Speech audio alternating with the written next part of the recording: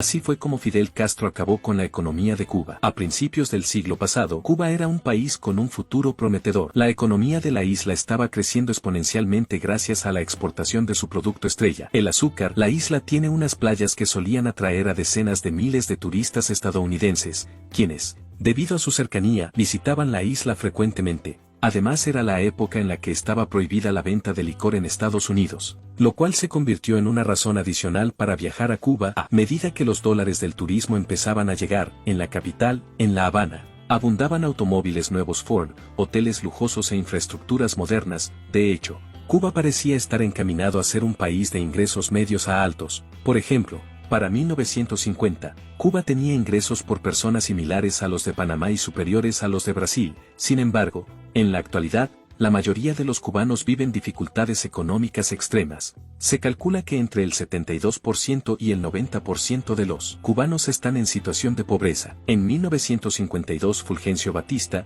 tomó el poder en Cuba con un golpe militar. Durante su gobierno, aumentó la corrupción, restringió las libertades civiles y la oposición política, por lo cual los cubanos querían un cambio, deseaban el cese de la dictadura militar por un gobierno democrático. Allí fue donde tomó popularidad la figura de Fidel Castro, quien llegó al poder con un golpe de Estado. Ni los cubanos, ni los estadounidenses sabían de sus inclinaciones comunistas. Poco después de tomar el poder, sus objetivos se hicieron evidentes: aumentó los salarios, bajó los alquileres, redujo las tarifas eléctricas, las tierras de menor tamaño se entregaron a agricultores y las tierras de gran tamaño fueron expropiadas y convertidas en granjas estatales. Aparte de que estas decisiones fueron populistas en contra de los principios de la economía básica, la decisión de expropiar extensas tierras significaba que las grandes inversiones que los estadounidenses tenían en los cultivos de caña de azúcar pasaban a estar controladas por el gobierno cubano. Otro hecho que deterioró aún más las relaciones entre Cuba y Estados Unidos fue la firma de una asociación comercial entre la isla y el mayor enemigo de Estados Unidos de esa época, la antigua Unión Soviética. Era la época de la Guerra Fría, por lo que a los soviéticos les interesaba tener un aliado cerca del territorio estadounidense.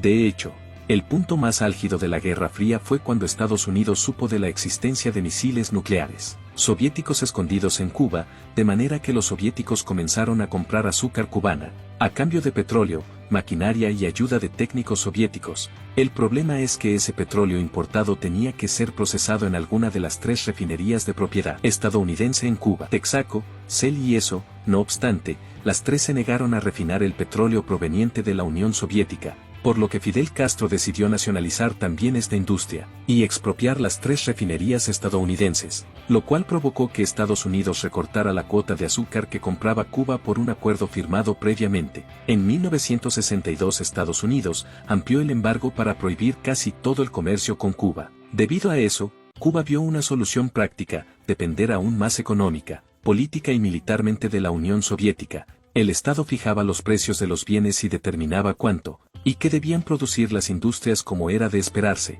Estas políticas fueron un desastre porque los precios deben fluctuar libremente, puesto que detrás del precio de un bien-servicio hay demasiada información que solo el productor de ese bien conoce a detalle sobre cómo se produce, cuánto cuesta transportarlo, cuánto cuesta producirlo, cuánto cobran los trabajadores del sector, si hay abundancia o escasez de materias primas para producirlo, entre otros. Toda esta investigación se resume en el precio del bien para que sea rentable de producir y, a su vez, la cantidad que demandan los consumidores de ese bien se da información al empresario de cuánto se debe producir. Entonces el sistema de precios es algo muy complejo que se resuelve espontáneamente con las interacciones entre consumidores y vendedores. Por eso, cuando un grupo de políticos fija los precios de todos los bienes, distorsiona el mercado, y efectivamente, en Cuba, las empresas no disponían de los insumos necesarios para las cuotas de producción asignadas, y las fábricas recién construidas cerran por falta de componentes. La pérdida de profesionales capacitados agravó el tema de la productividad, ya que quienes ocupaban en su lugar cargos directivos eran elegidos en función de su lealtad a la revolución socialista, mas no por sus méritos, experiencia o conocimiento. A pesar de todo esto, la economía cubana logró sostenerse gracias a los generosos subsidios, ayudas y acuerdos comerciales con la Unión Soviética. Para comprobar el nivel de dependencia de Cuba, cuando se disolvió la Unión Soviética en 1991, el Producto Interno Bruto cubano cayó más de un 30%. Hubo un periodo de estancamiento y de declive económico donde la escasez de alimentos era normal.